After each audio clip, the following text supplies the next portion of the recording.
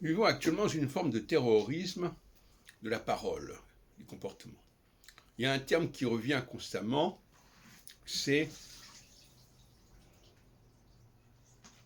il a mal parlé ou il s'est mal comporté. Le terme d'ailleurs est passé en anglais qui souvent utilise le mot mal au lieu de il, au lieu de dis. Et si quelqu'un peut se plaindre qu'une personne s'est mal comportée ou lui a mal parlé, elle peut générer pas mal de problèmes de toutes sortes, d'exclusion, de condamnation, de punition. Et donc c'est une épée de Damoclès en fait.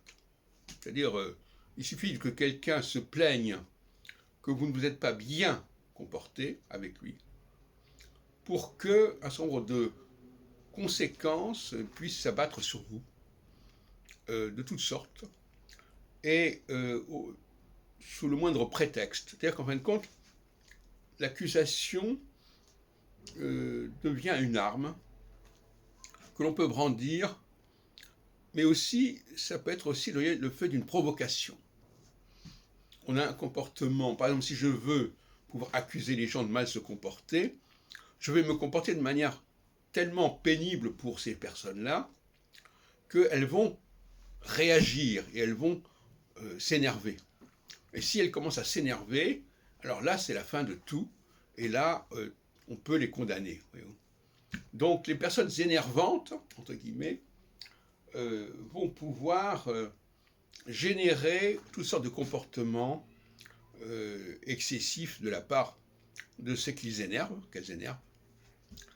Et il y a là une espèce de cercle vicieux qui est assez problématique et dont certaines catégories profitent, n'est-ce pas, pour régler des comptes, voilà, en provoquant, en trouvant des prétextes. Et par conséquent, il est conseillé désormais d'être très calme avec toutes ces populations, parce qu'elles peuvent vous emmener sur des terrains glissants. Donc, comme on dit, ne pas réagir aux provocations. Provocations qui ne sont pas forcément des attaques, mais quelqu'un, par exemple, un employé qui fait exprès de ne pas comprendre ce qu'on lui dit, ou qui crée des problèmes inutilement, ou qui répond un peu n'importe quoi, il est dans la provocation.